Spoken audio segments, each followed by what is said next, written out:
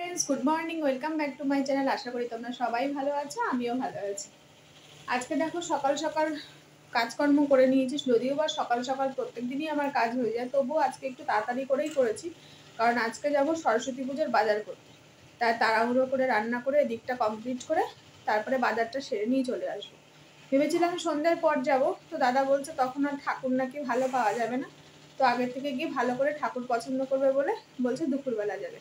তাই যথারীতি তাড়াতাড়ি করে রান্নাবান্না সারছি।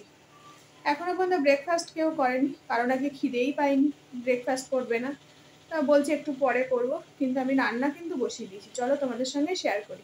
তো ভাত বসিয়ে দিয়েছি, আর এখানে হচ্ছে শীষ পালং ধোয়া হচ্ছে, শীষ পালং করে নিচ্ছি, বসিয়ে দিয়েছি। পালং শাকটা এখন আর খেতে ভালো লাগে না, তাই একটু শীষ পালং করছি, ছিম দিয়ে বেগুন দিয়ে আলু দিয়ে শীষ পালং বসিয়েছি।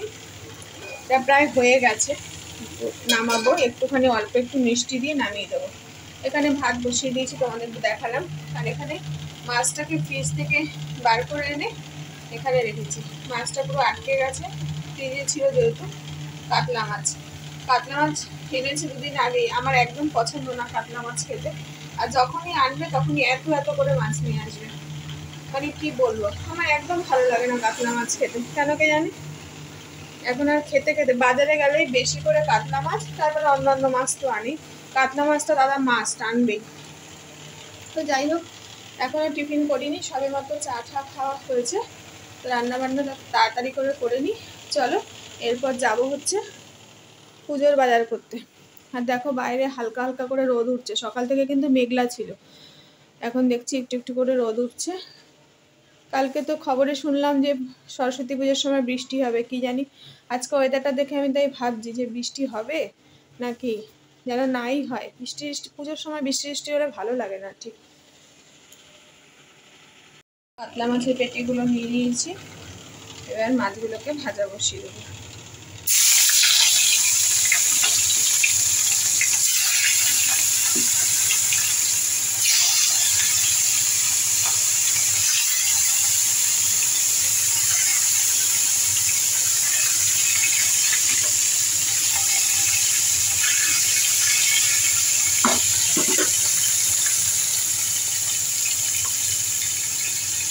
দিকে ভাত হচ্ছে, মাছটা হলে হয়ে যাবে।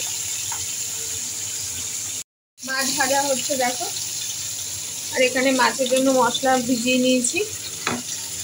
এখানে একটা গোটা টমেটো আছে, জিরের গুঁড়ো, লঙ্কার গুঁড়ো, হলুদের গুঁড়ো একটু ভিজিয়ে রেখেছি।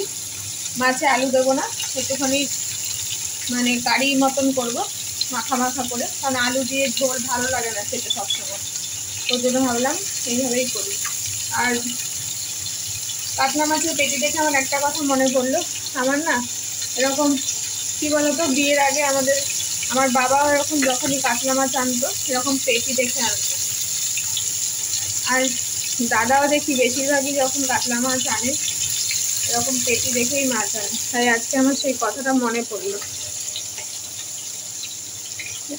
কিছু বাসন রয়েছে বেছে নিয়ে দিতে হবে,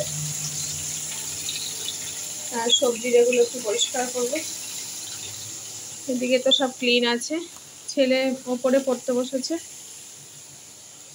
তো চলো রান্না করে নিই।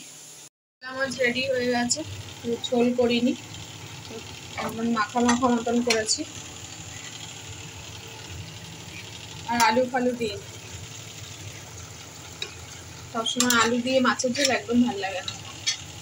হয়ে গেল রান্না, ভাত তো হচ্ছে, ভাতও উপর দেবো, হয়ে গেছে। আর এই কটা বাসন আছে ধুয়ে নেবো, হয়ে যাবে। কাজ দেখায় দিয়ে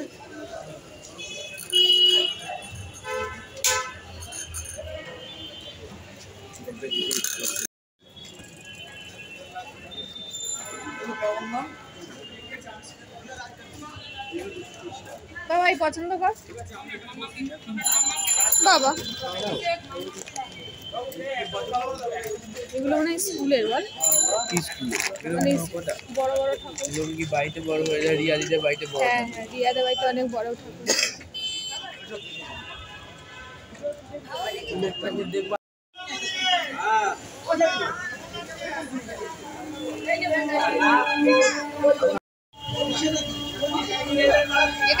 দেখো ভাই, এখান থেকে দেখ, এখান থেকে দেখ। হ্যাঁ, শাড়ি পরা নিবি না? কিসের নিবি?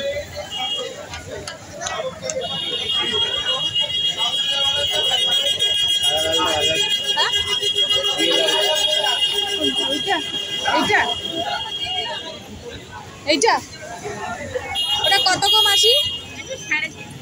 350। আর এই পাশেরটা? বাবা,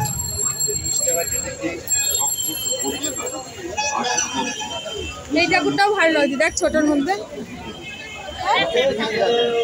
হ্যাঁ? এটা গোপাল? ও মানে গোপাল স্টাইলের সরস্বতী।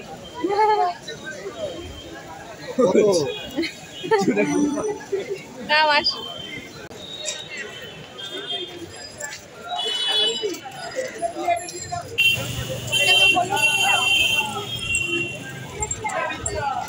হ্যাঁ,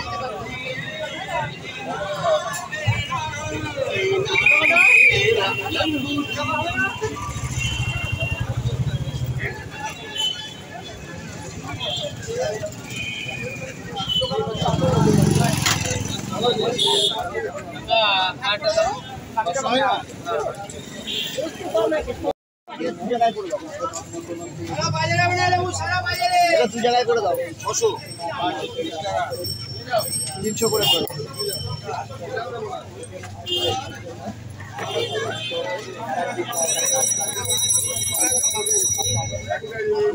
ফুল নিয়েছি।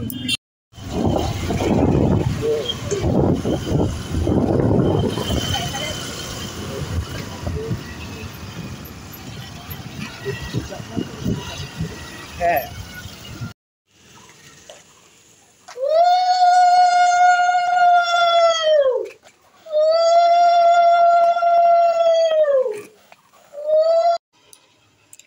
দেখো আজকে বাবার মৃত্যুবার্ষিকী। বাবাকে ছেলে গলায় মালা পরিয়ে দিয়েছে। এই দিনে বাবা আমাদেরকে ছেড়ে চলে গেছে। তো পুজো টুজো দেওয়া হয়ে গেছিলো, তারপরে মালা আনা হলো, মিষ্টি আনা হলো। তো ছেলে মালা পরিয়ে দাদুকে মিষ্টি দিয়ে দিল, আর এদিকে ঠাকুরের এদিকেও গোপালের এখানেও একটু ভোগ দিয়ে দিয়েছে। তা বাবাকে বলবো যেখানেই থাকুক ভালো থাকুক, আর আমাদের যেন সর্বদা এইভাবেই দেখে রাখে। দেখো এখন 1:30-2 বাজে, কি অবস্থা, মেঘ নেমে এসছে আকাশে।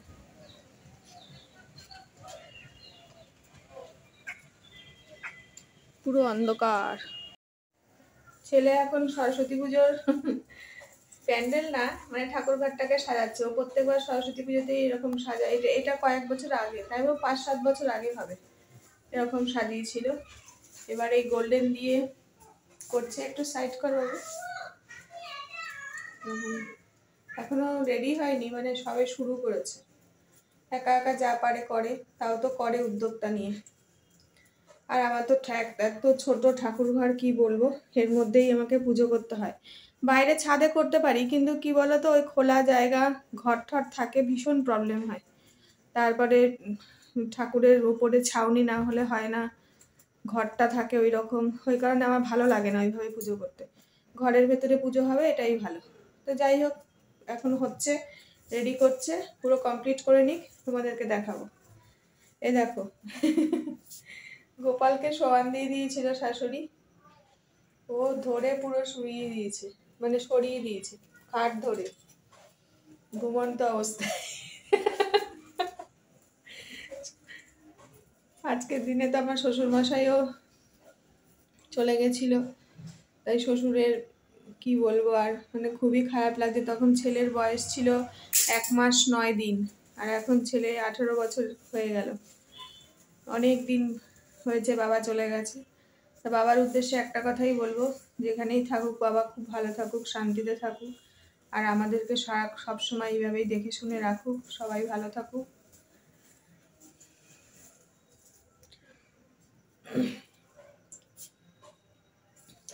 সরস্বতী পুজোর তো বাজার করা হয়ে গেছে, তোমাদেরকে দেখালাম বাজারে।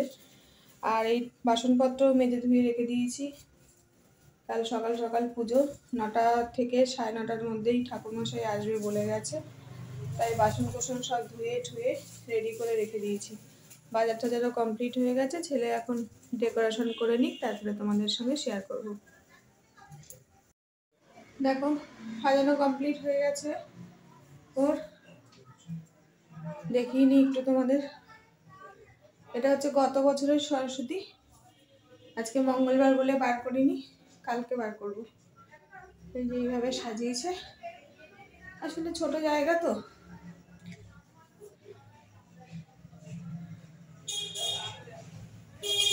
কেমন হয়েছে বলো।